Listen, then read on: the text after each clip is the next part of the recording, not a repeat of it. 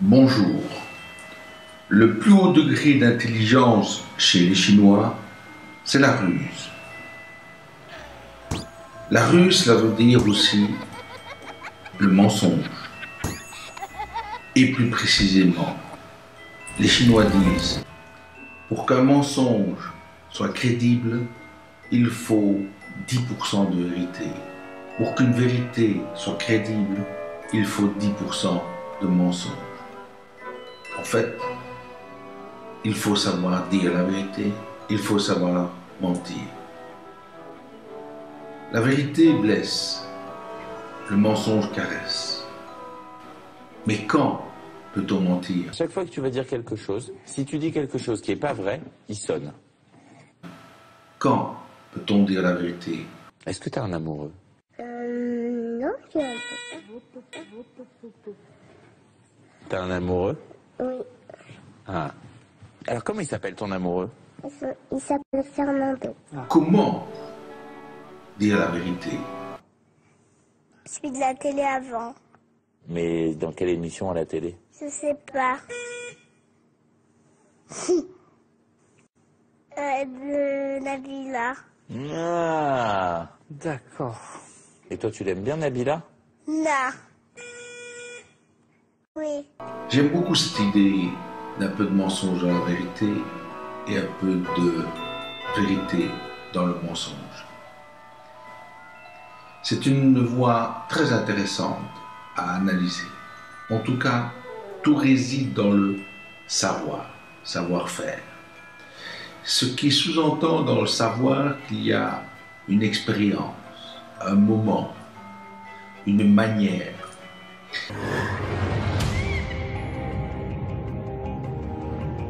Dans ce pays de brume, de vallées ancestrales et de savanes infinies, mieux vaut rester sur le qui-vive 24 heures sur 24 et ne pas manquer de ressources.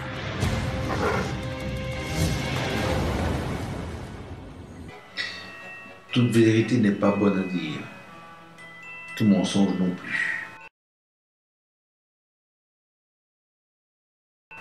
Alors en fait, quand est-ce que c'est le bon moment?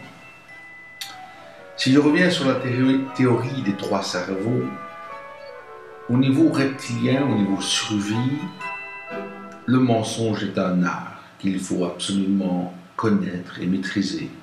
Comment des clients qui ne se doutent de rien vont-ils réagir à une pile de boîtes que nous avons entassées pour qu'elle s'effondre? C'est pas moi. Le mensonge est un art qu'il faut absolument connaître et maîtriser. Car c'est le règne de la ruse. Et pour se défendre, il faut savoir ruser. Pour savoir être un bon prédateur, il faut aussi savoir ruser. Par extension, comment peut-on déjouer la ruse si l'on ne sait pas ruser? De même, comment peut-on déjouer le mensonge si l'on ne sait pas mentir? La vérité est toujours très subjective. Elle dépend de la perception. J'ai pour habitude de partir du principe que toute perception est vraie, mais pas la vérité. Et donc, celui qui est persuadé détenir la vérité, il détient, en tout cas, une part de la vérité. La part de son point de vue. Et de son point de vue, il a raison. Mais si il a raison de son point de vue, cela dégage aussi que de mon point de vue, j'ai raison. Et donc, la vérité se trouve peut-être des deux côtés. J'aime bien cette idée d'un peu de mensonge dans la vérité, un peu de vérité dans le mensonge. Il faut savoir où dire la vérité. Donc, en survie, il faut être prudent. Car la ruse y est prioritaire. Et c'est un légume la saucisse? Non, c'est une saucisse. Ça pousse dans les arbres les saucisses? Oui. Oui. Comment ça s'appelle l'arbre à saucisses? Ça s'appelle- Saucissier. Par contre, en rituel, dans la relation humaine, dans le clan, dans le groupe, avec mes alliés, Je dois apprendre à dire la vérité ou à mentir à bon escient. Il est judicieux souvent de pouvoir caresser pour ne pas susceptibiliser les autres, pour ne pas remettre en cause la hiérarchie. Mais une fois qu'on l'a fait, il est important qu'une fois cette hiérarchie établie, que le contact est vrai, authentique, il faut pouvoir se dire les choses de manière authentique.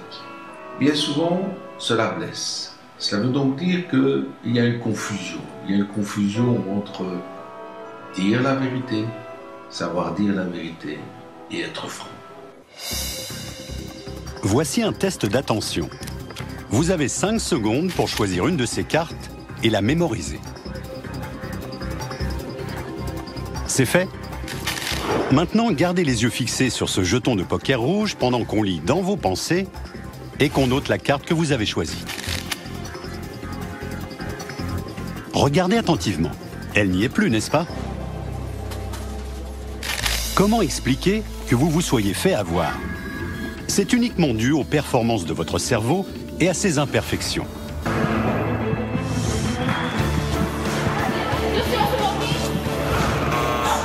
Si vous vous êtes fait avoir par le tour de cartes, regardez encore une fois, vous vous souvenez de votre carte. Certains d'entre vous étaient tellement absorbés à la mémoriser qu'ils n'ont peut-être pas remarqué qu'on avait changé toutes les cartes. Et là, est-ce que vous vous êtes fait avoir? Prenons toutes les précautions nécessaires, en tout cas avec nos ennemis. Nos ennemis, n'hésitons pas, soyons francs. C'est quand même curieux qu'on y arrive difficilement. On sait que cela rend susceptible. C'est bizarre comme on est plus attentif vis-à-vis des gens que l'on ne connaît pas, alors que nos alliés, on y va sans précaution. Je pense que le bon chemin, c'est d'identifier avec qui on peut être vrai et avec qui il ne faut surtout pas l'être.